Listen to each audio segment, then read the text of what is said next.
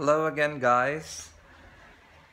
I'm with Ernesto. Ernesto, dai, non fai così, guarda. Oh, anyway, she has. Ernesto has an attitude. You know, like what's happening right now in Jadin in San Francisco, na inaakusahan sila ng prima donna daw, yung mga bagay na ina-accuse sa love team na ito kay James Reid and Nadine Lustre na kesyo yung snebera daw, kesyo hindi daw maganda yung pagturing nila sa mga ibang tao, ibang fans, lalo na sa producer. I don't think so kasi I'm not a fan of Jadine, but this is the first time na ko lang narinig ang ganyan na issue. Palagi ko naman yung love team na yon si Jadine, James Reid and Nadine Lustre are such a good person naman. Kasi kung hindi naman sila good person, hindi naman sila tatangkilikin ng kanilang mga fans. Hindi naman sila pagkakaguluhan ng mga kabataan ngayon. And they are such a role model sa mga ibang kabataan like ng mga Pilipino or even international. At saka si Nadine, nanalo siya ng Nickelodeon. So, baka meron lang misunderstanding. Sometimes kasi pag syempre yung mga artista, hindi ako artista, pero I did some modeling also here in Rome. But sometimes yung mga ibang artista kasi syempre may mga bagay na ginagawa sila. Baka sometimes napapagod din sila through yung mga sa bakasyon, sa travel nila, of course. If they had long travel, especially that is a big concert na ginanap sa Amerika at nagkakaroon silang US tour leg. Sometimes you need to understand, especially those fans, na kailangan nyo rin intindihin yung mga artista, tao rin sila, may mga feelings din sila na nararamdaman. Minsan hindi sila okay. So, bigay na natin sa kanila yun. Kasi pag artista ka lang sa Pilipinas, dapat you always say, hi, hello.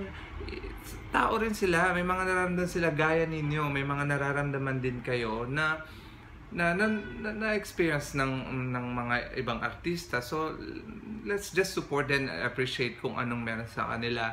And I hope maayos yung misunderstanding nila, and especially yung Jadine, sila yung number one na tinatangkilik ng mga kabataan ngayon sa Pilipinas, maging sa ibang bansa. They've never been here in Italy. I think they went here once, but I don't know if they had some concert. Like what I said, I'm not a fan of Jadine, but I just saw yung last teleserye nila na ginawa sa Greece.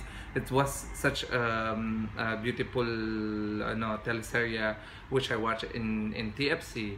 Yun lang. By the way, let's just support them and continue to love those artists. Kung hindi man kayo napansin, wag tayong masyadong maging sensitive or what. And doon naman sa mga artista na ini-invite, maging accommodate naman sila, kasi alam ko naman yung mga ibang tao, yung mga ibang producer or yung mga staff ng mga producer, they are very accommodated sa artista na nagbibisit sa kanilang town. So yun lang, vice versa lang na if kinuha ka as artista, kinuha ka, that means work.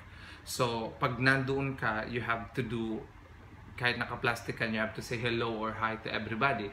But after the work, be yourself. Yun, parang ganun lang. Kasi kung hindi ka kinukuha hanggang ngayon, lalo na ngayon, tinatangkilik ang mga artista ng mga ibang tao, support them.